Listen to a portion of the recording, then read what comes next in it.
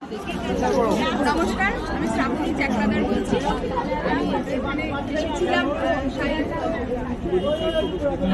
তথ্য সংস্কৃতি বিভাগে সাহিত্য উৎসব লিটল ম্যাগাজিন মেলায়। আমি শুভদীপ সাহিত্য পত্রিকার স্টলে এসেছি, 391 স্টল। তো আজ বিবেকানন্দের জন্মদিন, আমি একটু ছবি আঁকার চর্চা নিয়ে থাকি। বিবেকানন্দ উপলক্ষে ছবিও এঁকেছি। প্লাস এখানে এলাম, দেখলাম শুভদীপ এই বইটায় ভক্তি সম্মেলনের ইয়েতে স্বামী বিবেকানন্দের সমাজ চেতনার উপর একটা লেখা রয়েছে, কুমারী পুজো ও সমাজ চেতনা। তো আমি যেহেতু একজন নারী, সেহেতু এই কুমারী পুজোর প্রতি একটা তো ইয়ে রয়েছে, ভালোবাসা রয়েছে।